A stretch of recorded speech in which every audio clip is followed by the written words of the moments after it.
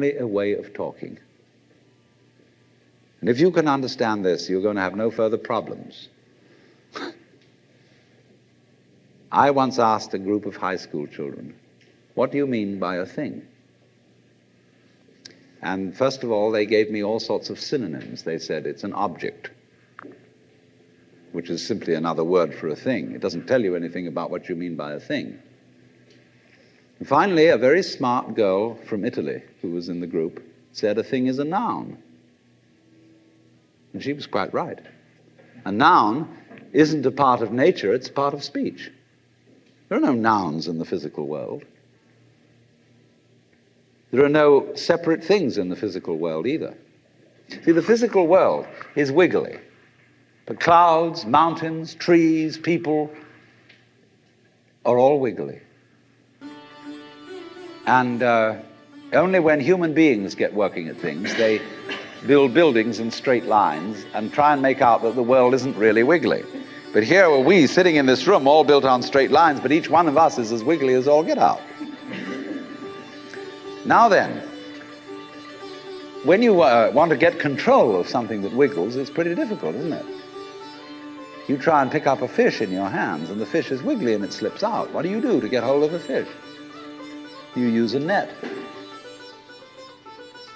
And so the net is the basic thing we have for getting hold of the wiggly world.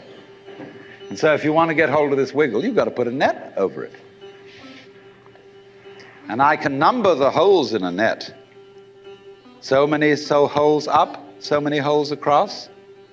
And if I can number these holes, I can count exactly where each wiggle is in terms of a hole in that net. And that's the beginning of calculus, the art of measuring the world. But in order to do that, I've got to break up the wiggle into bits. And I've got to call this a specific bit, and this the next bit of the wiggle, and this the next bit, and this the next bit of the wiggle. And so these bits are things or events.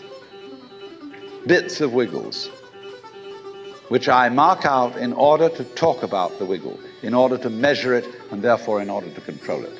But in nature, in fact, in the physical world, the wiggle isn't bitted. Like you don't get a cut-up fryer out of an egg. But you have to cut the chicken up in order to eat it. You bite it. But it doesn't come bitten. So the world doesn't come thinged. It doesn't come evented. You and I are all as much continuous with the physical universe as a wave is continuous with the ocean. The ocean waves, and the universe peoples. And as the wave, I wave at you and say, you!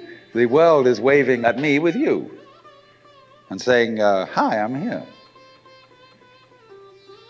But our consciousness, the way we feel and sense our existence, being based on a myth that we are made, that we are parts, that we are things, our consciousness has been influenced so that each one of us does not feel that.